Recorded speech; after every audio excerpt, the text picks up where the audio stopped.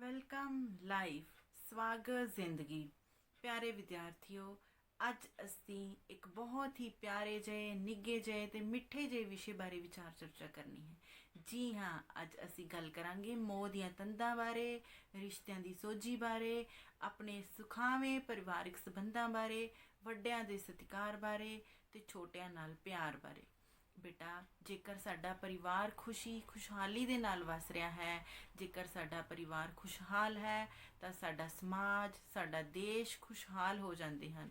ਜੇਕਰ ਸਾਡੇ ਪਰਿਵਾਰਿਕ ਮੈਂਬਰ ਆਪਸ ਵਿੱਚ ਮਿਲ ਜੁਲ ਕੇ ਰਹਿੰਦੇ ਹਨ, ਪਿਆਰ ਦੀਆਂ ਮੋਹ ਦੀਆਂ ਤੰਦਾਂ ਬਹੁਤ ਪੱਕੀਆਂ ਹਨ, ਬਹੁਤ ਮਜ਼ਬੂਤ ਹਨ, ਤਾਂ ਆਟੋਮੈਟਿਕਲੀ ਸਾਡਾ ਆਲਾ ਦੁਆਲਾ, ਸਾਡਾ ਸਮਾਜ ਵੀ ਖੁਸ਼ਹਾਲ ਹੋ ਜਾਂਦਾ ਹੈ। ਕਿਉਂਕਿ ਖੁਸ਼ਹਾਲ ਜਾਂ ਸੁਖੀ ਪਰਿਵਾਰ ਹੀ ਸਮਾਜ ਦਾ ਆਧਾਰ ਹੈ, ਸਮਾਜ ਦੀ ਨੀਂਹ ਹੈ। ਬੇਟਾ, ਜੇਕਰ ਸਮਾਜ ਖੁਸ਼ਹਾਲ ਹੈ, ਦੇਸ਼ ਖੁਸ਼ਹਾਲ ਹੈ, ਤਾਂ ਸਾਡਾ ਪਰਿਵਾਰ, ਸਾਡਾ ਜਿਹੜਾ ਪਰਿਵਾਰਿਕ ਮੈਂਬਰਾਂ ਦੇ ਵਿਚਲਾ ਪਿਆਰ ਹੈ, ਮੋਹ ਹੈ, ਉਹੀ ਇਸ ਦਾ ਆਧਾਰ ਹੈ, ਉਹੀ ਇਸ ਦੀ ਨੀਂਹ ਹੈ। ਬੇਟਾ, ਸਾਡੇ ਪਰਿਵਾਰਿਕ ਮੈਂਬਰ ਜੇਕਰ ਮਿਲ ਜੁਲ ਕੇ ਆਪਸ ਵਿੱਚ ਖੁਸ਼ਹਾਲੀ ਨਾਲ ਜੀਵਨ ਬਸਰ ਕਰ ਰਹੇ ਹਨ, ਤਾਂ ਸਾਡਾ ਆਲਾ ਦੁਆਲਾ ਅਤੇ ਸਾਡਾ ਦੇਸ਼, ਸਮਾਜ ਸਭ ਇਸੇ 'ਤੇ ਹੀ ਨਿਰਭਰ ਕਰਦੇ ਹਨ। ਬੇਟਾ, ਜੇਕਰ ਸਾਡੇ ਵੱਡਿਆਂ ਦੀਆਂ ਅਸੀਸਾਂ, ਵੱਡਿਆਂ ਦਾ ਆਸ਼ੀਰਵਾਦ ਸਾਡੇ ਨਾਲ ਹੈ, ਤਾਂ ਅਸੀਂ ਹਮੇਸ਼ਾ ਹੀ ਸਫਲਤਾ ਦੀਆਂ ਪੌੜੀਆਂ ਚੜ੍ਹਦੇ ਹਾਂ। ਸਾਡੀ ਕੋਈ ਵੀ ਰੁਕਾਵਟ, ਕੋਈ ਵੀ ਮੁਸ਼ਕਿਲ ਸਾਡਾ ਕੁਝ ਵੀ ਵਿਗਾੜ ਨਹੀਂ ਸਕਦੀ, ਸਾਡਾ ਰਸਤਾ ਰੋਕ ਨਹੀਂ ਸਕਦੀ।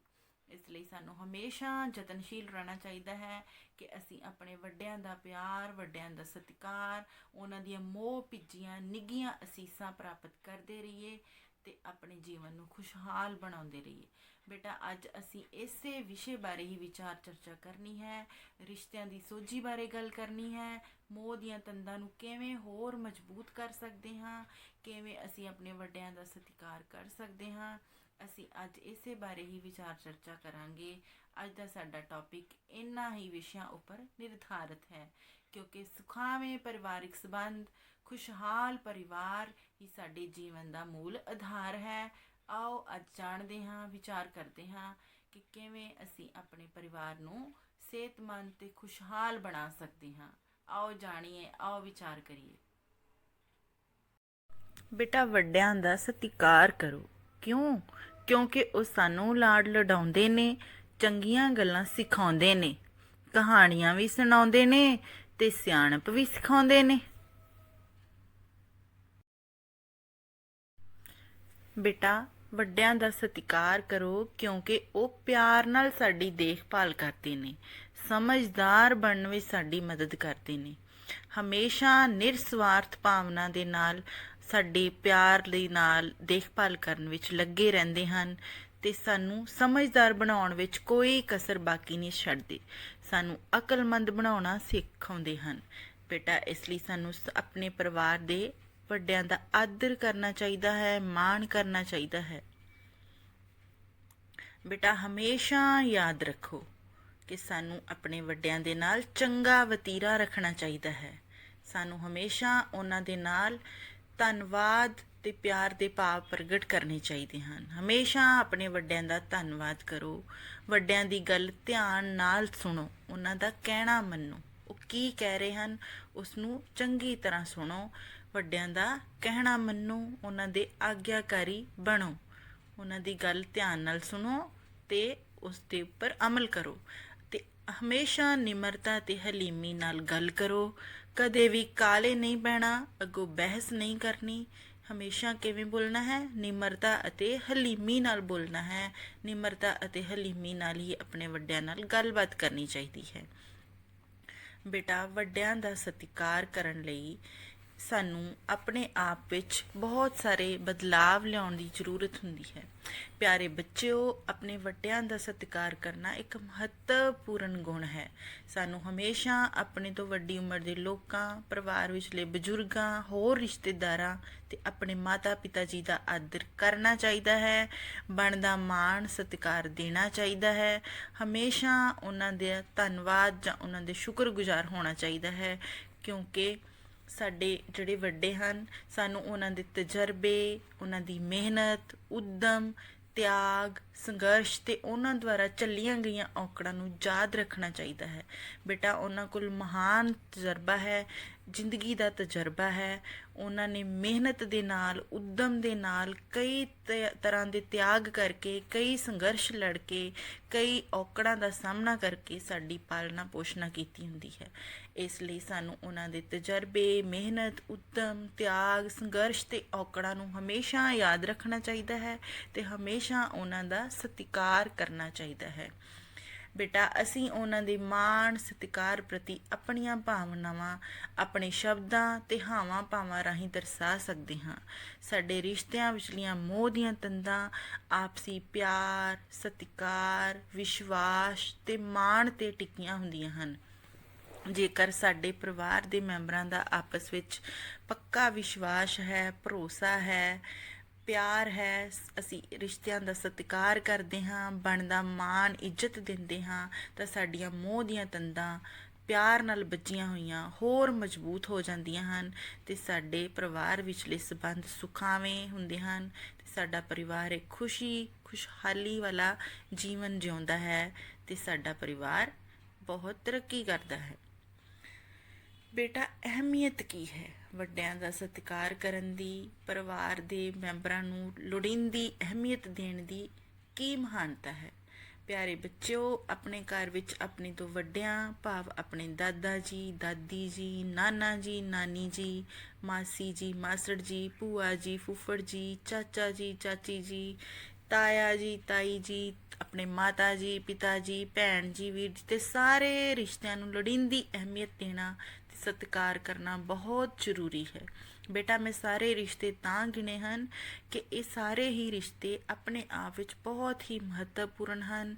ਹਰੇਕ ਰਿਸ਼ਤੇ ਦਾ ਆਪਣਾ ਰੋਲ ਹੈ, ਆਪਣਾ ਅਹਿਮ ਯੋਗਦਾਨ ਹੈ। ਇਸ ਲਈ ਸਾਨੂੰ ਹਰੇਕ ਰਿਸ਼ਤੇ ਨੂੰ ਲੋੜੀਂਦੀ ਅਹਿਮੀਅਤ ਜ਼ਰੂਰ ਹੀ ਦੇਣੀ ਬਣਦੀ ਹੈ। ਬੇਟਾ ਅੱਗੇ ਦਿੱਤੇ ਗਏ ਰਿਸ਼ਤਿਆਂ ਨੂੰ ਆਪਣੇ ਨਾਮ ਤੋਂ ਸ਼ੁਰੂ ਕਰਕੇ ਪੈਨਸਿਲ ਨਾਲ ਇਸ ਤਰ੍ਹਾਂ ਛੂਹ ਹੋ ਕਿ ਕੋਈ ਵੀ ਲਕੀਰ ਦੂਸਰੀ ਨੂੰ ਨਾ ਕੱਟੇ। ਆਪਣੇ ਰਿਸ਼ਤਿਆਂ ਨੂੰ ਉਸ ਤਰਤੀਬ ਵਿੱਚ ਹੀ ਛੂਹੋ ਜਿਸ ਤਰਤੀਬ ਵਿੱਚ ਤੁਸੀਂ ਉਸ ਰਿਸ਼ਤੇ ਨੂੰ ਅਹਿਮੀਅਤ ਦਿੰਦੇ ਹੋ।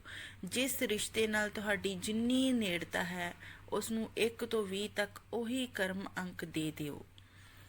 ਬੇਟਾ ਇਸ ਵਿੱਚ ਸਾਰੇ ਹੀ ਰਿਸ਼ਤੇ ਦਰਸਾਏ ਗਏ ਹਨ। ਤੁਸੀਂ ਪਹਿਲਾਂ ਆਪਣਾ ਨਾਮ ਲਿਖਣਾ ਹੈ ਤੇ ਫਿਰ ਪੈਨਸਿਲ ਦੇ ਨਾਲ ਸ਼ੁਰੂ ਕਰਨਾ ਹੈ ਕਿ ਤੁਸੀਂ ਕਿਸ ਰਿਸ਼ਤੇ ਨੂੰ ਸਭ ਤੋਂ ਜ਼ਿਆਦਾ ਅਹਿਮੀਅਤ ਦਿੰਦੇ ਹੋ ਜਾਂ ਕਿਸ ਦੇ ਜ਼ਿਆਦਾ ਨੇੜੇ ਹੋ, ਕਿਸ ਦੇ ਨਾਲ ਤੁਹਾਡੀ ਕਲੋਜ਼ਨੈਸ ਜ਼ਿਆਦਾ ਹੈ। ਜਿਵੇਂ ਕਈ ਬੱਚੇ ਆਪਣੇ ਮਾਤਾ ਜੀ ਤੋਂ ਸ਼ੁਰੂ ਕਰਨਗੇ, ਕਈ ਬੱਚੇ ਆਪਣੇ ਪਿਤਾ ਜੀ ਦੇ ਬਹੁਤ ਕਲੋਜ਼ ਹੁੰਦੇ ਹਨ, ਕਈ ਆਪਣੇ ਨਾਨੀ ਜੀ ਜਾਂ ਦਾਦੀ ਜੀ ਦੇ ਬਹੁਤ ਕਲੋਜ਼ ਹੁੰਦੇ ਹਨ, ਕਈ ਆਪਣੇ ਭੈਣ ਜਾਂ ਭਰਾ ਦੇ ਨਾਲ ਬਹੁਤ ਨੇੜਲਾ ਰਿਸ਼ਤਾ ਰੱਖਦੇ ਹਨ। ਬੇਟਾ ਇਸ ਤਰ੍ਹਾਂ ਇਹ ਮੋਹ ਦੀਆਂ ਤੰਦਾਂ ਹੋਰ ਪੱਕੀਆਂ ਕਰਨੀਆਂ ਹਨ, ਇਹਨਾਂ ਨੂੰ ਬਣਦਾ ਮਾਨ ਸਤਿਕਾਰ ਦੇਣਾ ਹੈ। ਬੇਟਾ ਬਾਪੂ ਹੁੰਦੇ ਸਿਰ ਸੰਘਣੀ ਛਾਂ, ਚੂਰੀਆਂ ਕੁੱਟ-ਕੁੱਟ ਦਿੰਦੀ ਮਾਂ, ਦਾਦਾ ਦਾਦੀ ਬਾਤ ਸੁਣਾਉਂਦੇ, ਨਾਨਾ ਨਾਨੀ ਲਾਡ ਲਡਾਉਂਦੇ। ਬੇਟਾ ਇਹ ਸਾਡੀਆਂ ਮੋਹ ਦੀਆਂ ਤੰਦਾਂ ਹਨ। ਬਾਪੂ ਹੁੰਦੇ ਸਿਰ ਸੰਘਣੀ ਛਾਂ, ਚੂਰੀਆਂ ਕੁੱਟ-ਕੁੱਟ ਦਿੰਦੀ ਮਾਂ, ਦਾਦਾ ਦਾਦੀ ਬਾਤ ਸੁਣਾਉਂਦੇ, ਨਾਨਾ ਨਾਨੀ ਲਾਡ ਲਡਾਉਂਦੇ। ਮਾਮਾ ਮਾਮੀ ਕਰਾਉਂਦੇ ਸੈਰ, ਭੂਆ ਮੰਗਦੀ ਸੁੱਖ ਤੇ ਖੈਰ, ਮਾਸੀਆਂ ਨਿੱਤ ਪਕਵਾਨ ਖਵਾਉਣ, ਤਾਈ ਤਾਇਆ ਹੌਸਲਾ ਵਧਾਉਣ। ਮਾਸੀਆਂ ਨਿੱਤ ਪਕਵਾਨ ਖਵਾਉਣ, ਤਾਈ ਤਾਇਆ ਹੌਸਲਾ ਵਧਾਉਣ। ਭੈਣਾਂ ਵੀਰੇ ਨੂੰ ਰੱਖੜੀ ਬੰਨਣ, ਵੀਰ ਭੈਣਾਂ ਦੀਆਂ ਸੁੱਖਾਂ ਮੰਗਣ। ਸੁਖੀ ਸੁਖੀ ਵਸੇ ਪਰਿਵਾਰ, ਹੱਸੇ ਵਸੇ ਖਿੜੀ ਗੁਲਜ਼ਾਰ। ਭੈਣਾਂ ਵੀਰੇ ਨੂੰ ਰੱਖੜੀ ਬੰਨਣ, ਵੀਰ ਭੈਣਾਂ ਦੀਆਂ ਸੁੱਖਾਂ ਮੰਗਣ। ਸੁਖੀ ਸੁਖੀ ਵਸੇ ਪਰਿਵਾਰ, ਹੱਸੇ ਵਸੇ ਖਿੜੀ ਗੁਲਜ਼ਾਰ। ਬੇਟਾ ਪਰਿਵਾਰ ਹੱਸਦੇ ਵਸਦੇ ਹੀ ਸੋਹਣੇ ਲੱਗਦੇ ਹਨ। ਪਰਿਵਾਰ ਨਾਮੀ ਫੁੱਲਵਾੜੀ ਜੇਕਰ ਹੱਸਦੀ ਵਸਦੀ ਹੈ, ਸੁਖੀ ਹੈ, ਖੁਸ਼ਹਾਲ ਹੈ, ਹਰੀ ਭਰੀ ਹੈ ਤਾਂ ਜਿਹੜਾ ਸਮਾਜ ਹੈ ਉਹ ਵੀ ਖੁਸ਼ਹਾਲ ਰਹਿੰਦਾ ਹੈ। ਬੇਟਾ ਤੁਹਾਡੀ ਕਿਤਾਬ ਵਿੱਚ ਤੁਹਾਨੂੰ ਖਾਲੀ ਸਥਾਨ ਦਿੱਤੇ ਹਨ। ਖਾਲੀ ਸਥਾਨਾਂ ਵਿੱਚ ਆਪਣੇ ਪਰਿਵਾਰ ਦੇ ਜੀਆਂ ਦੀਆਂ ਤਸਵੀਰਾਂ ਲਗਾਓ ਜਾਂ ਉਹਨਾਂ ਦੇ ਨਾਮ ਲਿਖੋ। ਬੇਟਾ ਅਸੀਂ ਆਪਣੇ ਪਰਿਵਾਰ ਦੇ ਮੈਂਬਰਾਂ ਦਾ ਸਤਿਕਾਰ ਕਿਵੇਂ ਕਰ ਸਕਦੇ ਹਾਂ? ਅਸੀਂ ਉਹਨਾਂ ਦੀ ਸਹਾਇਤਾ ਕਰਕੇ, ਸੇਵਾ ਕਰਕੇ, ਪਿਆਰ ਭਰੇ ਸ਼ਬਦਾਂ ਰਾਹੀਂ, ਉਹਨਾਂ ਦੀ ਆਗਿਆ ਦਾ ਪਾਲਣ ਕਰਕੇ, ਉਹਨਾਂ ਦਾ ਧੰਨਵਾਦ ਕਰਕੇ, ਉਹਨਾਂ ਦੇ ਨਾਲ ਸਮਾਂ ਬਿਤਾ ਕੇ, ਉਹਨਾਂ ਦਾ ਹਾਲ ਚਾਲ ਪੁੱਛ ਕੇ ਤੇ ਨਿਮਰਤਾ ਨਾਲ ਬੋਲ ਕੇ ਉਹਨਾਂ ਦਾ ਸਤਿਕਾਰ ਕਰ ਸਕਦੇ ਹਾਂ। ਬੇਟਾ ਜੇਕਰ ਅਸੀਂ ਉਹਨਾਂ ਦੇ ਨਾਲ ਨਿਮਰਤਾ ਹਲੀਮੀ ਨਾਲ ਬੋਲਦੇ ਹਾਂ ਤਾਂ ਸਾਡੀ ਵੀ ਰਿਸਪੈਕਟ ਵੱਧਦੀ ਹੈ, ਅਸੀਂ ਆਪ ਵੀ ਖੁਸ਼ ਰਹਾਂਗੇ ਤੇ ਉਹਨਾਂ ਨੂੰ ਵੀ ਖੁਸ਼ ਰੱਖਾਂਗੇ। ਆਓ ਅਸੀਂ ਡਿਸਕਸ ਕਰਦੇ ਹਾਂ, ਵਾਰੀ-ਵਾਰੀ ਇਹਨਾਂ ਪੁਆਇੰਟਸ ਨੂੰ ਡਿਸਕਸ ਕਰਦੇ ਹਾਂ ਕਿ ਅਸੀਂ ਸਤਿਕਾਰ ਕਿਵੇਂ ਕਰ ਸਕਦੇ ਹਾਂ। ਸਭ ਤੋਂ ਜ਼ਰੂਰੀ ਗੱਲ ਹੈ ਨਿਮਰਤਾ ਤੇ ਹਲੀਮੀ ਨਾਲ ਬੋਲ ਕੇ, ਪਿਆਰ ਭਰੇ ਸ਼ਬਦਾਂ ਰਾਹੀਂ ਤੇ ਉਹਨਾਂ ਦੇ ਨਾਲ ਸਮਾਂ ਬਿਤਾ ਕੇ। ਬੇਟਾ ਜਦੋਂ ਵੀ ਸਾਨੂੰ ਕੁਝ ਸਮਾਂ ਮਿਲਦਾ ਹੈ, ਅਸੀਂ ਪੜ੍ਹਾਈ ਤੋਂ ਵਿਹਲੇ ਹੁੰਦੇ ਹਾਂ ਤਾਂ ਅਸੀਂ ਕੀ ਕਰਨਾ ਹੈ, ਆਪਣੇ ਪਰਿਵਾਰ ਦੇ ਮੈਂਬਰਾਂ ਦੇ ਨਾਲ ਸਮਾਂ ਬਿਤਾਉਣਾ ਹੈ, ਕੁਆਲਿਟੀ ਟਾਈਮ ਸਪੈਂਡ ਕਰਨਾ ਹੈ। ਤੇ ਕਿਵੇਂ ਕਰਨਾ ਹੈ? ਨਿਮਰਤਾ ਤੇ ਹਲੀਮੀ ਨਾਲ ਬੋਲਣਾ ਹੈ, ਮਿਠਾਸ ਭਰਪੂਰ ਪਿਆਰ ਭਰੇ ਸ਼ਬਦਾਂ ਰਾਹੀਂ ਗੱਲਬਾਤ ਕਰਨੀ ਹੈ, ਡਿਸਕਸ਼ਨਸ ਕਰਨੀਆਂ ਹਨ, ਵਿਚਾਰ ਵਟਾਂਦਰੇ ਕਰਨੇ ਹਨ, ਹੱਸਣਾ ਖੇਡਣਾ ਹੈ। ਇਸੇ ਤਰ੍ਹਾਂ ਬੇਟਾ ਅਸੀਂ ਆਪਣੇ ਵੱਡਿਆਂ ਦਾ ਕਹਿਣਾ ਮੰਨ ਕੇ, ਉਹਨਾਂ ਦੀ ਆਗਿਆ ਦਾ ਪਾਲਣ ਕਰਕੇ, ਉਹਨਾਂ ਦੀ ਸਹਾਇਤਾ ਕਰਕੇ ਤੇ ਉਹਨਾਂ ਦੀ ਸੇਵਾ ਕਰਕੇ ਵੀ ਆਪਣਾ ਸਤਿਕਾਰ ਉਹਨਾਂ ਪ੍ਰਤੀ ਪ੍ਰਗਟ ਕਰ ਸਕਦੇ ਹਾਂ। ਬੇਟਾ ਹਮੇਸ਼ਾ ਉਹਨਾਂ ਦਾ ਕਹਿਣਾ ਮੰਨਣਾ ਹੈ ਤੇ ਆਗਿਆ ਦਾ ਪਾਲਣ ਕਰਨਾ ਹੈ। ਇਸ ਤੋਂ ਇਲਾਵਾ ਸਾਨੂੰ ਜਦੋਂ ਵੀ ਸਮਾਂ ਮਿਲੇ ਅਸੀਂ ਉਹਨਾਂ ਦੇ ਨਾਲ ਉਹਨਾਂ ਦਾ ਹਾਲ ਚਾਲ ਪੁੱਛ ਕੇ, ਗੱਲਬਾਤ ਕਰਕੇ ਤੇ ਸਲਾਹ ਮਸ਼ਵਰਾ ਕਰਕੇ ਵੀ ਸਤਿਕਾਰ ਦੇ ਭਾਵ ਪ੍ਰਗਟ ਕਰ ਸਕਦੇ ਹਾਂ।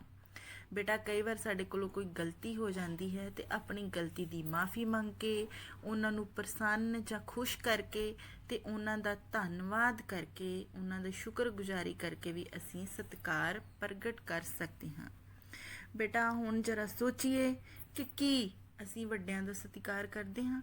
ਤੁਹਾਨੂੰ ਕੁਝ ਸਟੇਟਮੈਂਟਸ ਦਾ ਕਥਨ ਦਿੱਤੇ ਹਨ, ਤੁਸੀਂ ਇਹਨਾਂ ਨੂੰ ਪੜ੍ਹਨਾ ਹੈ ਤੇ ਆਪਣੇ ਆਪ ਨੂੰ ਪੁੱਛਣਾ ਹੈ ਕਿ ਕੀ ਮੈਂ ਅਜਿਹਾ ਕਰਦਾ ਹਾਂ। ਜੇ ਤੁਸੀਂ ਅਜਿਹਾ ਕਰਦੇ ਹੋ ਤਾਂ ਆਪਣੇ ਆਪ ਨੂੰ ਇੱਕ ਸਟਾਰ ਜਾਂ ਸਿਤਾਰਾ ਦੇ ਦੇਣਾ ਹੈ, ਸਟਾਰ ਅਸਾਈਨ ਕਰ ਦੇਣਾ ਹੈ। ਪਹਿਲੀ ਸਟੇਟਮੈਂਟ ਹੈ, ਮੈਂ ਵੱਡਿਆਂ ਦਾ ਸਤਿਕਾਰ ਕਰਦਾ ਹਾਂ। ਮੈਂ ਘਰੇਲੂ ਕੰਮਾਂ ਵਿੱਚ ਆਪਣੇ ਪਰਿਵਾਰ ਦੀ ਮਦਦ ਕਰਦਾ ਹਾਂ। ਜਦੋਂ ਵੀ ਮੇਰੇ ਮਾਤਾ ਜੀ ਮੇਰੇ ਲਈ ਖਾਣਾ ਬਣਾਉਂਦੇ ਹਨ ਤਾਂ ਮੈਂ ਉਹਨਾਂ ਦਾ ਧੰਨਵਾਦ ਕਰਦਾ ਹਾਂ। ਨੈਕਸਟ ਜਿਹੜੀ ਚੌਥੀ ਸਟੇਟਮੈਂਟ ਹੈ ਉਹ ਪੜ੍ਹਨੀ ਹੈ। ਉਹਦੇ ਵਿੱਚ ਕੀ ਲਿਖਿਆ ਹੈ? ਆਪਣੇ ਆਪ ਨੂੰ ਪੁੱਛਣਾ ਹੈ ਕਿ ਕੀ ਮੈਂ ਆਪਣੇ ਬਜ਼ੁਰਗਾਂ ਨਾਲ ਨਿਮਰਤਾ ਅਤੇ ਹਲੀਮੀ ਨਾਲ ਬੋਲਦਾ ਹਾਂ। ਬੇਟਾ ਜਿਹੜੀਆਂ ਵੀ ਸਟੇਟਮੈਂਟਸ ਦੇ ਹਾਂ ਵਿੱਚ ਉੱਤਰ ਹਨ ਉੱਥੇ ਤੁਸੀਂ ਆਪਣੇ ਆਪ ਨੂੰ ਇੱਕ ਸਟਾਰ ਅਸਾਈਨ ਕਰ ਦੇਣਾ ਹੈ, ਇੱਕ ਸਿਤਾਰਾ ਆਪਣੇ ਖਾਤੇ ਵਿੱਚ ਜੋੜ ਲੈਣਾ ਹੈ। ਨੈਕਸਟ ਹੈ ਕਿ ਮੈਂ ਆਪਣੇ ਵੱਡਿਆਂ ਦੀ ਗੱਲ ਧਿਆਨ ਨਾਲ ਸੁਣਦਾ ਹਾਂ। ਕੀ ਸੁਣਦਾ ਹਾਂ? ਪੁੱਛੋ ਆਪਣੇ ਆਪ ਨੂੰ, ਤੇ ਜੇ ਸੁਣਦੇ ਹੋ ਤਾਂ ਆਪਣੇ ਆਪ ਨੂੰ ਇੱਕ ਸਟਾਰ ਜਾਂ ਸਿਤਾਰਾ ਦੇ ਦਿਓ। ਮੈਂ ਆਪਣਾ ਘਰ ਸਾਫ਼ ਸੁਥਰਾ ਰੱਖਣ ਵਿੱਚ ਸਹਾਇਤਾ ਕਰਦਾ ਹਾਂ ਕਿ ਨਹੀਂ ਕਰਦਾ ਹਾਂ? ਆਪਣੇ ਆਪ ਨੂੰ ਪੁੱਛੋ। ਮੈਂ ਆਪਣੇ ਵੱਡਿਆਂ ਨੂੰ ਖਾਸ ਮੌਕਿਆਂ ਉੱਪਰ ਆਪਣੇ ਹੱਥੀਂ ਬਣਾਏ ਕਾਰਡ ਅਤੇ ਤੋਹਫੇ ਭੇਂਟ ਕਰਦਾ ਹਾਂ। ਬੇਟਾ ਜੇ ਅਸੀਂ ਆਪਣੇ ਹੱਥੀਂ ਬਣਾ ਕੇ ਕਾਰਡ ਜਾਂ ਸੋਹਣੇ ਸੋਹਣੇ ਤੋਹਫੇ ਉਹਨਾਂ ਨੂੰ ਦਿੰਦੇ ਹਾਂ ਤਾਂ ਬਹੁਤ ਖੁਸ਼ ਹੁੰਦੇ ਹਨ। ਕਿ ਮੈਂ ਆਪਣੇ ਵੱਡਿਆਂ ਨਾਲ ਗੱਲਬਾਤ ਦੌਰਾਨ ਧੰਨਵਾਦ ਸ਼ਬਦ ਦੀ ਵਰਤੋਂ ਕਰਦਾ ਹਾਂ? ਕਿ ਮੈਂ ਉਹਨਾਂ ਨੂੰ ਥੈਂਕ ਯੂ ਬੋਲਦਾ ਹਾਂ? ਮੈਂ ਆਪਣੇ ਵੱਡਿਆਂ ਨਾਲ ਗੱਲਬਾਤ ਦੌਰਾਨ ਮਾफ़ ਕਰਨਾ ਸ਼ਬਦ ਦੀ ਵਰਤੋਂ ਕਰਦਾ ਹਾਂ। ਜੇ ਮੇਰੇ ਕੋਲ ਕੋਈ ਗਲਤੀ ਹੋ ਜਾਂਦੀ ਹੈ ਤਾਂ ਮੈਂ ਸੌਰੀ ਫੀਲ ਕਰਦਾ ਹਾਂ, ਮਾफ़ੀ ਮੰਗਦਾ ਹਾਂ। ਮੈਂ ਆਪਣੇ ਵੱਡਿਆਂ ਨਾਲ ਗੱਲਬਾਤ ਦੌਰਾਨ ਕਿਰਪਾ ਕਰਕੇ ਸ਼ਬਦ ਦੀ ਵਰਤੋਂ ਕਰਦਾ ਹਾਂ। ਜਿਵੇਂ ਮੈਂ ਕੋਈ ਕੰਮ ਕਹਿਣਾ ਹੈ, ਕੋਈ ਕੰਮ ਕਰਵਾਉਣਾ ਹੈ ਤਾਂ ਮੈਂ ਪਲੀਜ਼ ਜਾਂ ਕਿਰਪਾ ਕਰਕੇ ਕਹਿ ਸਕਦਾ ਹਾਂ। ਮੈਂ ਆਪਣੇ ਵੱਡਿਆਂ ਨਾਲ ਆਪਣੀਆਂ ਮੁਸ਼ਕਿਲਾਂ ਬਾਰੇ ਸਲਾਹ ਮਸ਼ਵਰਾ ਕਰਦਾ ਹਾਂ। ਜੇ ਮੈਨੂੰ ਕੋਈ ਮੁਸ਼ਕਿਲ ਆਉਂਦੀ ਹੈ, ਕੋਈ ਪ੍ਰੋਬਲਮ ਆਉਂਦੀ ਹੈ ਤਾਂ ਮੈਂ ਆਪਣੇ ਵੱਡਿਆਂ ਦੀ ਸਲਾਹ ਲੈਂਦਾ ਹਾਂ, ਉਹਨਾਂ ਦੀ ਐਡਵਾਈਸ ਲੈਂਦਾ ਹਾਂ। ਹੁਣ ਜਰਾ ਸੋਚੋ, ਕੀ ਮੈਂ ਆਪਣੇ ਵੱਡਿਆਂ ਨਾਲ ਸਮਾਂ ਬਤੀਤ ਕਰਦਾ ਹਾਂ? ਜਦੋਂ ਵੀ ਮੇਰੇ ਕੋਲ ਵਿਹਲਾ ਸਮਾਂ ਹੁੰਦਾ ਹੈ, ਮੈਨੂੰ ਕੁਝ ਟਾਈਮ ਫ੍ਰੀ ਮਿਲਦਾ ਹੈ ਤਾਂ ਮੈਂ ਉਹਨਾਂ ਦੇ ਨਾਲ ਸਮਾਂ ਬਤੀਤ ਕਰਕੇ ਖੁਸ਼ ਹੁੰਦਾ ਹਾਂ। ਮੈਂ ਆਪਣੇ ਬਜ਼ੁਰਗਾਂ ਦੀ ਸਿਹਤ ਦਾ ਹਾਲ ਚਾਲ ਪੁੱਛਦਾ ਰਹਿੰਦਾ ਹਾਂ। ਬੇਟਾ ਕਈ ਵਾਰ ਉਹ ਥੋੜ੍ਹੇ ਢਿੱਲੇ ਮੱਠੇ ਹੁੰਦੇ ਹਨ, ਕੋਈ ਸਿਹਤ ਪੱਖੋਂ ਪ੍ਰੋਬਲਮ ਆ ਜਾਂਦੀ ਹੈ, ਜੇ ਅਸੀਂ ਉਹਨਾਂ ਦਾ ਹਾਲ ਚਾਲ ਪੁੱਛਦੇ ਹਾਂ ਤਾਂ ਉਹ ਖੁਸ਼ ਹੋ ਜਾਂਦੇ ਹਨ। ਮੈਂ ਆਪਣੇ ਵੱਡਿਆਂ ਨਾਲ ਸਿਹਤ ਅਤੇ ਸਾਫ਼ ਸਫਾਈ ਬਾਰੇ ਜਾਣਕਾਰੀ ਸਾਂਝੀ ਕਰਦਾ ਹਾਂ। ਮੇਰੇ ਅਧਿਆਪਕ ਮੈਨੂੰ ਕੋਈ ਚੰਗੀ ਗੱਲ ਦੱਸਦੇ ਹਨ ਤਾਂ ਮੈਂ ਆਪਣੇ ਵੱਡਿਆਂ ਦੇ ਨਾਲ ਆਪਣੀ ਜਾਣਕਾਰੀ ਸਾਂਝੀ ਕਰਦਾ ਹਾਂ। ਮੈਂ ਆਪਣੇ ਵੱਡਿਆਂ ਨਾਲ ਵਾਤਾਵਰਣ ਬਾਰੇ ਵੀ ਵਿਚਾਰ ਵਟਾਂਦਰਾ ਕਰਦਾ ਹਾਂ। ਬੇਟਾ ਹੁਣ ਤੁਸੀਂ ਦੇਖਣਾ ਹੈ ਕਿ ਤੁਹਾਡੇ ਖਾਤੇ ਵਿੱਚ ਕਿੰਨੇ ਸਿਤਾਰੇ ਜੁੜ ਗਏ ਹਨ, ਤੁਸੀਂ ਕਿੰਨੇ ਸਟਾਰਸ ਅਰਨ ਕੀਤੇ ਹਨ। ਕੀ ਤੁਸੀਂ ਆਪਣੇ ਇਹਨਾਂ ਸਟਾਰਸ ਵਿੱਚ ਹੋਰ ਵਾਧਾ ਕਰਨਾ ਚਾਹੁੰਦੇ ਹੋ? ਜੇਕਰ ਤੁਹਾਨੂੰ ਹੋਰ ਆਪਣੇ ਸਟਾਰਸ ਨੂੰ ਵਧਾਉਣ ਦੀ ਜ਼ਰੂਰਤ ਮਹਿਸੂਸ ਹੁੰਦੀ ਹੈ ਤਾਂ ਬਹੁਤ ਵਧੀਆ ਗੱਲ ਹੈ। ਤੁਸੀਂ ਆਪਣੇ ਸਿਤਾਰਿਆਂ ਵਿੱਚ ਵਾਧਾ ਕਰਨ ਲਈ ਆਪਣੇ ਵੱਡਿਆਂ ਦੇ ਨਾਲ ਸਮਾਂ ਬਤੀਤ ਕਰੋ, ਉਹਨਾਂ ਦੀਆਂ ਮੁਸ਼ਕਿਲਾਂ ਅਤੇ ਤਜਰਬੇ ਜਾਣੋ, ਉਹਨਾਂ ਤੋਂ ਕਹਾਣੀਆਂ ਸੁਣੋ ਅਤੇ ਉਹਨਾਂ ਦੇ ਬਚਪਨ ਬਾਰੇ ਗੱਲਾਂ ਕਰੋ। ਉਹਨਾਂ ਕੋਲ ਜ਼ਿੰਦਗੀ ਦੇ ਬਹੁਤ ਤਜਰਬੇ ਹਨ ਜਿਹੜੇ ਕਿ ਤੁਸੀਂ ਉਹਨਾਂ ਕੋਲੋਂ ਜਾਣ ਸਕਦੇ ਹੋ, ਸਿੱਖ ਸਕਦੇ ਹੋ। ਬੇਟਾ ਹੁਣ ਤੁਸੀਂ ਦੇਖੋ ਕਿ ਆਪਣੇ ਤੋਂ ਵੱਡਿਆਂ ਦਾ ਸਤਿਕਾਰ ਕਰਨ ਲਈ ਕਿਹੜੇ ਯਤਨ ਕਰੋਗੇ। ਤੁਸੀਂ ਆਪਣੀ ਕਿਤਾਬ ਵਿੱਚ ਦਿੱਤੀ ਜਗ੍ਹਾ ਵਿੱਚ ਖਾਲੀ ਥਾਵਾਂ ਵਿੱਚ ਲਿਖ ਲੈਣਾ ਹੈ ਕਿ ਤੁਸੀਂ ਆਪਣੇ ਲੈਵਲ 'ਤੇ ਆਪਣੇ ਤੋਂ ਵੱਡਿਆਂ ਦਾ ਸਤਿਕਾਰ ਕਰਨ ਲਈ ਕਿਹੜੇ ਯਤਨ ਕਰੋਗੇ। ਤੁਸੀਂ ਕਿਵੇਂ ਕੋਸ਼ਿਸ਼ਾਂ ਕਰੋਗੇ ਕਿ ਤੁਸੀਂ ਹਮੇਸ਼ਾ ਆਪਣੇ ਵੱਡਿਆਂ ਦਾ ਸਤਿਕਾਰ ਕਰੋ, ਆਪਣੇ ਸਤਿਕਾਰ ਅਤੇ ਸ਼ੁਕਰਗੁਜ਼ਾਰੀ ਦੇ ਭਾਵ ਪ੍ਰਗਟ ਕਰੋ। ਬੇਟਾ ਹੁਣ ਤੁਹਾਡੀ ਕਿਤਾਬ ਵਿੱਚ ਖਾਲੀ ਜਗ੍ਹਾ ਦਿੱਤੀ ਗਈ ਹੈ ਜਿੱਥੇ ਤੁਸੀਂ ਆਪਣੇ ਬਜ਼ੁਰਗਾਂ ਤੋਂ ਸੁਣੀ ਹੋਈ ਕੋਈ ਇੱਕ ਕਹਾਣੀ ਲਿਖਣੀ ਹੈ। ਤੁਸੀਂ ਆਪਣੇ ਪਰਿਵਾਰ ਦੇ ਕਿਸੇ ਵੱਡੇ ਕੋਲੋਂ ਕੋਈ ਕਹਾਣੀ ਸੁਣਨੀ ਹੈ, ਉਹਨਾਂ ਨਾਲ ਸਮਾਂ ਬਤੀਤ ਕਰਨਾ ਹੈ ਅਤੇ ਉਸ ਕਹਾਣੀ ਨੂੰ ਆਪਣੇ ਸ਼ਬਦਾਂ ਵਿੱਚ ਇੱਥੇ ਲਿਖ ਲੈਣਾ ਹੈ। ਇਸ ਤਰ੍ਹਾਂ ਬੇਟਾ ਤੁਹਾਡਾ ਸਮਾਂ ਵੀ ਬਤੀਤ ਹੋ ਜਾਵੇਗਾ ਅਤੇ ਤੁਸੀਂ ਚੰਗੇ ਜਿਹੜੀ ਤਜਰਬੇ ਵਾਲੀਆਂ ਗੱਲਾਂ ਹਨ ਉਹ ਵੀ ਸਿੱਖ ਸਕੋਗੇ। ਬੇਟਾ ਆਪਣੇ ਬਜ਼ੁਰਗਾਂ ਤੋਂ ਉਹਨਾਂ ਦੇ ਬਚਪਨ ਬਾਰੇ ਸੁਣੀਆਂ ਗੱਲਾਂ ਲਿਖੋ। ਤੁਹਾਡਾ ਬਚਪਨ ਤੁਹਾਡੇ ਬਜ਼ੁਰਗਾਂ ਦੇ ਬਚਪਨ ਤੋਂ ਕਿਵੇਂ ਭਿੰਨ ਹੈ, ਜਾਂ ਉਹਨਾਂ ਦੇ ਸਮੇਂ ਵਿੱਚ ਕਿਹੜੀਆਂ ਚੀਜ਼ਾਂ ਹੁੰਦੀਆਂ ਸਨ ਜੋ ਹੁਣ ਨਹੀਂ ਹਨ, ਜਾਂ ਉਹ ਕਿਹੜੀਆਂ ਖੇਡਾਂ ਖੇਡਦੇ ਸਨ, ਉਹ ਸਭ ਤੁਸੀਂ ਲਿਖਣੀਆਂ ਹਨ। ਇਸੇ ਤਰ੍ਹਾਂ ਬੇਟਾ ਆਪਣੇ ਵੱਡਿਆਂ ਦਾ ਧੰਨਵਾਦ ਕਰਨ ਲਈ ਇੱਕ ਥੈਂਕ ਯੂ ਵਾਲਾ ਕਾਰਡ ਬਣਾਉਣਾ ਹੈ, ਥੈਂਕਸ ਗਿਵਿੰਗ ਕਾਰਡ ਬਣਾਉਣਾ ਹੈ, ਸੋਹਣਾ ਜਿਹਾ ਕਾਰਡ ਬਣਾ ਕੇ ਉਹਨਾਂ ਨੂੰ ਭੇਜ। ਬੇਟਾ ਅੱਜ ਅਸੀਂ ਡਿਟੇਲ ਵਿੱਚ ਵਿਚਾਰ ਚਰਚਾ ਕੀਤੀ ਹੈ, ਅਸੀਂ ਇਹ ਡਿਸਕਸ਼ਨ ਕੀਤੀ ਹੈ ਕਿ ਅਸੀਂ ਆਪਣੇ ਪਰਿਵਾਰਕ ਸੰਬੰਧਾਂ ਨੂੰ ਕਿਵੇਂ ਸੁਖਾਵੇਂ ਬਣਾ ਸਕਦੇ ਹਾਂ, ਕਿਵੇਂ ਅਸੀਂ ਆਪਣੇ ਵੱਡਿਆਂ ਦਾ ਸਤਿਕਾਰ ਕਰਨਾ ਹੈ, ਕਿਵੇਂ ਆਪਣੇ ਰਿਸ਼ਤਿਆਂ ਨੂੰ ਲੋੜੀਂਦੀ ਅਹਿਮੀਅਤ ਦੇਣੀ ਹੈ, ਬਣਦਾ ਸਤਿਕਾਰ ਦੇਣਾ ਹੈ, ਕਿਵੇਂ ਅਸੀਂ ਉਹਨਾਂ ਦੀ ਰਿਸਪੈਕਟ ਕਰਕੇ ਆਪਣੇ ਜੀਵਨ ਨੂੰ ਹੋਰ ਖੁਸ਼ਹਾਲ ਬਣਾ ਸਕਦੇ ਹਾਂ। ਬੇਟਾ ਮੈਨੂੰ ਪੂਰੀ ਉਮੀਦ ਹੈ ਕਿ ਤੁਸੀਂ ਅੱਜ ਤੋਂ ਹੀ ਨਿਰੰਤਰ ਯਤਨ ਕਰਨੇ ਸ਼ੁਰੂ ਕਰ ਦੇਵੋਗੇ ਅਤੇ ਆਪਣੇ ਪਰਿਵਾਰਕ ਸੰਬੰਧਾਂ ਨੂੰ ਸੁਖਾਵੇਂ ਬਣਾਓਗੇ ਤਾਂ ਕਿ ਤੁਹਾਡਾ ਪਰਿਵਾਰ, ਤੁਹਾਡੇ ਰਿਸ਼ਤੇ ਨਾਤੇ ਸਭ ਮੋਹ ਦੀਆਂ ਤੰਦਾਂ ਜਿਹੜੀਆਂ ਹਨ ਉਹ ਹੋਰ ਪੱਕੀਆਂ ਹੋ ਜਾਣ, ਹੋਰ ਮਜ਼ਬੂਤ ਹੋ ਜਾਣ ਅਤੇ ਤੁਸੀਂ ਆਪਣੇ ਪਰਿਵਾਰ ਨੂੰ ਖੁਸ਼ਹਾਲੀ ਭਰਿਆ ਜੀਵਨ ਦੇ ਸਕੋ। ਤੁਸੀਂ ਹਮੇਸ਼ਾ ਖੁਸ਼ ਰਹੋ। Stay blessed, stay focused, stay happy always. Thank you so much. Thank you. ਮੇਰੇ ਤੋਂ ਪਹਿਲਾਂ ਡਾਕਟਰ ਕਰਨਦੀਪ ਹੋਣਾ ਨੇ ਸਮਾਜ ਦੇ ਵਿੱਚ ਬਜ਼ੁਰਗਾਂ ਦੇ ਸਤਿਕਾਰ ਤੇ ਰਿਸ਼ਤਿਆਂ ਦੇ ਨਾਲ ਸੰਬੰਧਿਤ ਵਿਸਥਾਰ ਸਹਿਤ ਗੱਲਬਾਤ ਕੀਤੀ ਹੈ ਤੁਹਾਡੇ ਨਾਲ। ਸਮਾਜ ਦੇ ਵਿੱਚ ਰਿਸ਼ਤਿਆਂ ਦਾ ਕੀ ਮਹੱਤਵ ਹੈ, ਸਮਾਜ ਵਿੱਚ ਬਜ਼ੁਰਗਾਂ ਦਾ ਸਤਿਕਾਰ ਕਿਉਂ ਹੋਣਾ ਚਾਹੀਦਾ ਹੈ, ਉਸ ਸੰਬੰਧੀ ਤੁਸੀਂ ਕਾਫੀ ਜਾਣਕਾਰੀ ਮੇਰੇ ਤੋਂ ਪਹਿਲਾਂ ਦਿੱਤੇ ਗਏ ਲੈਕਚਰ ਦੇ ਵਿੱਚ ਪ੍ਰਾਪਤ ਕੀਤੀ ਹੈ। ਇਸ ਭਾਗ ਦੇ ਵਿੱਚ ਜਿਹੜੀ ਮੈਂ ਗੱਲ ਕਰਨੀ ਹੈ ਉਹ ਹੈ ਰਿਸ਼ਤਿਆਂ ਦੀ ਸਮਝ, ਉਹਨਾਂ ਦਾ ਮਹੱਤਵ, ਕਿ ਸਮਾਜ ਦੇ ਵਿੱਚ ਕੋਈ ਵੀ ਸਮਾਜ ਉਸ ਦੀ ਨੀਂਹ, ਉਸ ਦੀ ਬੁਨਿਆਦ ਰਿਸ਼ਤੇ ਹੁੰਦੇ ਨੇ। ਇਸ ਸਮਾਜ ਨੂੰ ਖੁਸ਼ਹਾਲ ਬਣਾਉਣ ਦੇ ਲਈ ਇਹਨਾਂ ਰਿਸ਼ਤਿਆਂ ਦੀ ਸਮਝ ਵੀ ਹੋਣੀ ਚਾਹੀਦੀ ਹੈ, ਉਹਨਾਂ ਦੇ ਮਹੱਤਵ ਤੋਂ ਜਾਣੂ ਵੀ ਹੋਣਾ ਚਾਹੀਦਾ ਹੈ ਤੇ ਉਹਨਾਂ ਦਾ ਸਤਿਕਾਰ ਵੀ ਹੋਣਾ ਚਾਹੀਦਾ। ਸਮਾਜ ਦੇ ਵਿੱਚ ਬੇਸ਼ੁਮਾਰ ਰਿਸ਼ਤੇ ਹਨ, ਮੋਹ ਦੀਆਂ ਤੰਦਾਂ ਦੇ ਨਾਲ ਆਪਸ ਬੱਝੇ ਹੋਏ ਹਨ। ਮਾਂ ਬਾਪ ਦਾ ਰਿਸ਼ਤਾ ਹੈ, ਪੁੱਤ ਧੀ ਦਾ ਰਿਸ਼ਤਾ ਹੈ, ਭੈਣ ਭਰਾ ਹਨ, ਖੂਨ ਦੇ ਰਿਸ਼ਤੇ ਹਨ, ਔਰ ਇਹ ਉਹ ਰਿਸ਼ਤੇ ਨੇ ਜਿਹੜੇ ਸਮਾਜ ਨੂੰ ਬਣਾਉਂਦੇ ਹਨ। ਇਸ ਕਰਕੇ ਇਸ ਲੈਕਚਰ ਦੇ ਵਿੱਚ ਤੁਹਾਡੇ ਨਾਲ ਇੱਕ ਲਘੂ ਫਿਲਮ ਹੈ ਰਿਸ਼ਤਿਆਂ ਦੀ ਸਾਂਝ ਰੱਖੜੀ, ਉਹ ਮੈਂ ਸਾਂਝੀ ਕਰਨੀ ਹੈ ਔਰ ਉਸ ਆਧਾਰ ਤੇ ਤੁਹਾਡੀ ਇਸ ਸਮਝ ਨੂੰ ਜਾਣਨ ਦੇ ਲਈ, ਉਹਨਾਂ ਦੇ ਮਹੱਤਵ ਨੂੰ ਸਮਝਣ ਦੇ ਲਈ मैं प्रश्न पुछने ने, वो प्रश्न उस लघु फिल्म ते आधारित होणगे। और इस लघु फिल्म दे विच रखड़ी का जो त्यौहार है, उस त्यौहार की सांझ रिश्तियां दे नाल है। उस सांझ दे विच किहड़े-किहड़े रिश्ते महत्वपूर्ण हैं, उन्हां रिश्तियां दे विच कौन किवें जुड़िया है, ते किहड़ा एक्टर, किहड़ा अदाकार, किहड़ा करैक्टर की रोल कर रहा है, क्यों रोल कर रहा है, इसनूं समझण दी लोड़ है, इसका विश्लेषण करन दी लोड़ है। तुसीं सारे फिल्मां देखदे होवोगे, बहुत सारियां फिल्मां समाज नूं दिशा देंदियां। तो आओ इस लघु फिल्म नूं, रिश्तियां दी सांझ रखड़ी नूं, इस मोह दियां तंदां दे नाल संबंधित, रखड़ी दे त्यौहार नाल संबंधित इस लघु फिल्म नूं देखीए ते इस नूं जानन दा यतन करिए।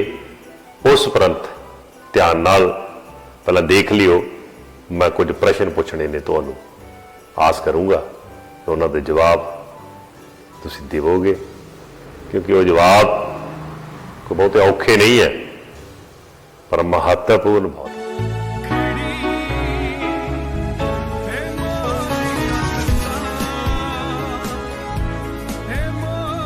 सत श्री अकाल भैन जी। सत श्री अकाल।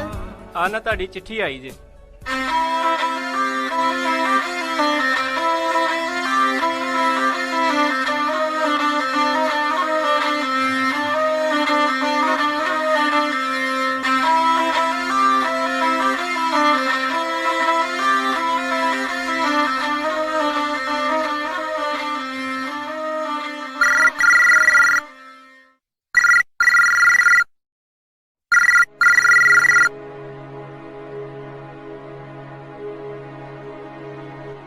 हेलो भाभी जी, सत श्री अकाल। सत श्री अकाल गुरजीत, की हाल चाल आ?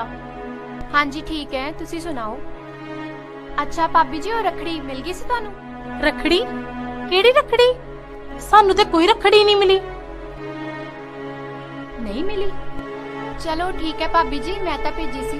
चलो अगर नहीं मिलती ना तो मैं कल तक आपे आके रखड़ी दे जाऊँ। हाँ जी ठीक है, सत श्री अकाल।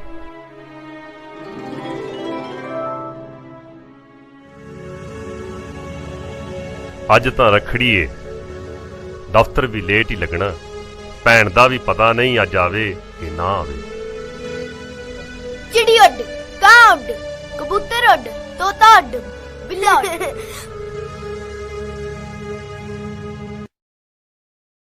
आ कौन आया?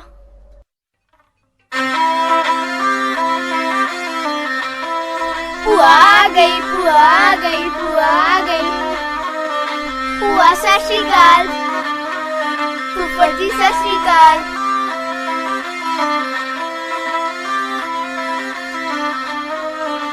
सत श्री अकाल भाजी। बीदी सत श्री अकाल।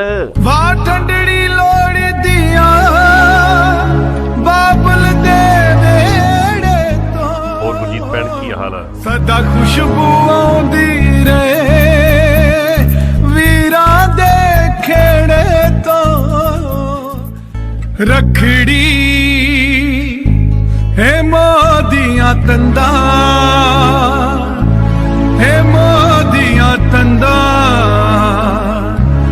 ए सांझ रिश्तियां दी रखड़ी है मोदियां तंदा,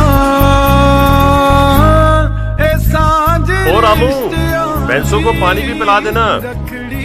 ठीक है सरदार जी।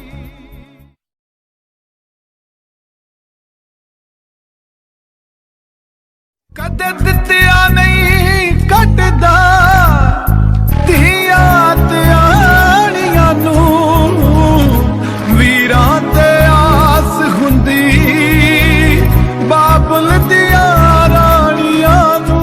और बेबे बापू जी किथे ने? खेतां नूं गए ने, ओ आई गई। बाबुल दिया रानियां नूं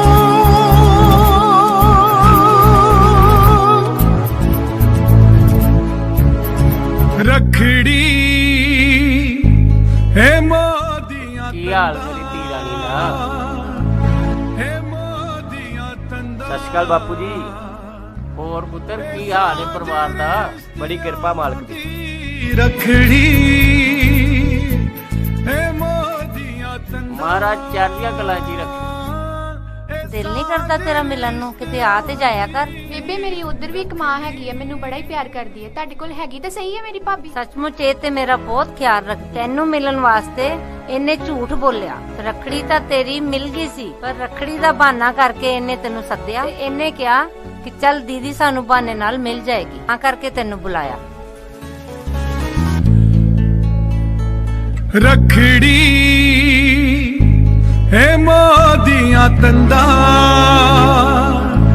हे मोदिया तंदा ए सांझ रिश्तियां दी रखड़ी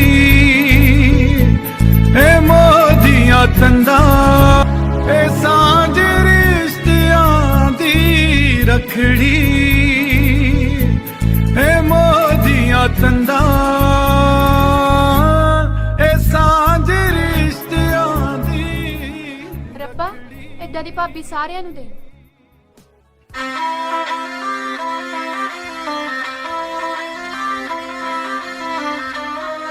ਹੁਣ ਵਾਰੀ ਹੈ ਪ੍ਰਸ਼ਨਾਂ ਦੀ। ਪਹਿਲਾ ਪ੍ਰਸ਼ਨ, ਲਘੂ ਫਿਲਮ ਵਿੱਚ ਰੱਖੜੀ ਕਿਸ ਸਾਂਝ ਦਾ ਪ੍ਰਤੀਕ ਹੈ? ਇਸ ਦਾ ਜਵਾਬ ਤੁਸੀਂ ਦੇਣਾ ਹੈ। ਸਾਡਾ ਦੂਸਰਾ ਪ੍ਰਸ਼ਨ ਹੈ, ਰੱਖੜੀ ਨੂੰ ਸਿਰਹਾਣੇ ਥੱਲੇ ਕਿਉਂ ਲੁਕੋ ਦਿੱਤਾ ਜਾਂਦਾ ਹੈ? ਕੀ ਕਾਰਨ ਸੀ ਕਿ ਉਹ ਜਿਹੜੀ ਰੱਖੜੀ ਹੈ ਸਿਰਹਾਣੇ ਥੱਲੇ ਲੁਕੋ ਦਿੱਤੀ ਜਾਂਦੀ ਹੈ? ਇਸ ਦਾ ਜਵਾਬ ਦੇਣਾ ਹੈ। ਇਹਨਾਂ ਦੋਨਾਂ ਦਾ ਆਪਸ ਵਿੱਚ ਕੀ ਰਿਸ਼ਤਾ ਹੈ? ਇਹ ਦੋਨੋਂ ਨਨਾਣ ਭਰਜਾਈ ਹਨ ਜਾਂ ਭੈਣਾਂ ਹਨ ਜਾਂ ਕਿਸੇ ਦੀ ਹੋਰ ਰਿਸ਼ਤੇ ਦੇ ਨਾਲ ਸੰਬੰਧਿਤ ਹਨ? ਇਹ ਜਵਾਬ ਵੀ ਤੁਹਾਡੇ ਕੋਲੋਂ ਅਸੀਂ ਲੈਣਾ ਹੈ। ਇਹਨਾਂ ਦਾ ਆਪਸ ਵਿੱਚ ਰਿਸ਼ਤਾ ਕੀ ਹੈ? ਅਗਲਾ ਪ੍ਰਸ਼ਨ ਹੈ ਕਿ ਇਸ ਕਿਰਦਾਰ ਨੂੰ ਕਿਸ ਦੇ ਆਉਣ ਦਾ ਇੰਤਜ਼ਾਰ ਹੈ? ਇਹ ਤੁਸੀਂ ਦੇਖਿਆ ਸੀ ਦ੍ਰਿਸ਼। ਇਹਨਾਂ ਬੱਚਿਆਂ ਦਾ ਆਏ ਹੋਏ ਮਹਿਮਾਨਾਂ ਨਾਲ ਕੀ ਰਿਸ਼ਤਾ ਹੈ? ਇਸ ਦੇ ਜਵਾਬ ਦੀ ਆਸ ਵੀ ਅਸੀਂ ਤੁਹਾਡੇ ਕੋਲੋਂ ਕਰਦੇ ਹਾਂ। ਉੱਤਰ ਬਹੁਤ ਆਸਾਨ ਹਨ, ਕੋਈ ਬਹੁਤੇ ਔਖੇ ਉੱਤਰ ਨਹੀਂ ਹਨ। ਇਹ ਸਾਡੇ ਸਮਾਜ ਦੇ ਰਿਸ਼ਤਿਆਂ ਦੇ ਮੋਹ ਨਾਲ, ਰਿਸ਼ਤਿਆਂ ਦੀ ਸਾਂਝ ਦੇ ਨਾਲ ਸੰਬੰਧਿਤ ਹਨ। ਤੁਸੀਂ ਇਸ ਦੇ ਫਿਲਮਾਂਕਣ ਦੇ ਵਿੱਚ ਵੀ ਦੇਖਿਆ ਸੀ। ਔਰ ਅਗਲਾ ਪ੍ਰਸ਼ਨ, ਇਸ ਫਿਲਮਾਂਕਣ ਦੇ ਦ੍ਰਿਸ਼ ਵਿੱਚ ਰੱਖੜੀ ਦੇ ਤਿਉਹਾਰ ਨਾਲ ਸੰਬੰਧਿਤ ਅਹਿਮ ਰਿਸ਼ਤਾ ਕਿਹੜਾ ਹੈ? ਦਿਖਾਏ ਗਏ ਇਹਨਾਂ ਦ੍ਰਿਸ਼ਾਂ ਵਿੱਚੋਂ ਕਿਹੜੇ ਰਿਸ਼ਤੇ ਦ੍ਰਿਸ਼ਟੀਗੋਚਰ ਹੁੰਦੇ ਹਨ? ਇਹਨਾਂ ਦੋਨਾਂ ਦਾ ਆਪਸ 'ਚ ਕੀ ਰਿਸ਼ਤਾ ਹੈ? ਜੋ ਬਜ਼ੁਰਗ ਆ ਰਿਹਾ ਹੈ ਉਸ ਦਾ ਇਹਨਾਂ ਦਾ ਆਪਸ ਵਿੱਚ ਕੀ ਰਿਸ਼ਤਾ ਹੈ? ਇਹ ਤੁਸੀਂ ਦੇਖਣਾ ਹੈ, ਵਾਚਣਾ ਹੈ। ਜੋ ਬਜ਼ੁਰਗ ਹੈ ਉਸ ਦਾ ਦੂਸਰੀ ਬਜ਼ੁਰਗ ਔਰਤ ਨਾਲ ਕੀ ਰਿਸ਼ਤਾ ਹੈ? ਜੋ ਸਾਹਮਣੇ ਬੈਠੇ ਹਨ ਇਹਨਾਂ ਦਾ ਕੀ ਨਾਤਾ ਜੁੜਿਆ ਹੋਇਆ ਹੈ? ਜਿਹੜੇ ਉਹਨਾਂ ਦੇ ਗੋਡੇ ਹੱਥ ਲਾ ਰਹੇ ਨੇ ਆਪਸ ਵਿੱਚ ਕਿਸ ਰਿਸ਼ਤੇ ਦੇ ਵਿੱਚ ਇਹ ਜੁੜੇ ਹੋਏ ਹਨ? ਇਹਨਾਂ ਉੱਤਰਾਂ ਦੀ ਆਸ ਦੇ ਨਾਲ ਤੁਹਾਡਾ ਆਪਣਾ ਡਾਕਟਰ ਪਰਮਜੀਤ ਸਿੰਘ ਕਲਸੀ ਧੰਨਵਾਦ ਸਹਿਤ ਆਸ ਕਰਦਾ ਹਾਂ ਕਿ ਤੁਸੀਂ ਇਹਨਾਂ ਰਿਸ਼ਤਿਆਂ ਨੂੰ ਸਮਝ ਵੀ ਗਏ ਹੋਵੋਗੇ ਤੇ ਇਹਨਾਂ ਦਾ ਸਤਿਕਾਰ ਵੀ ਆਪਣੇ ਦਿਲਾਂ 'ਚ ਵਸਾ ਕੇ ਰੱਖੋਗੇ। ਧੰਨਵਾਦ।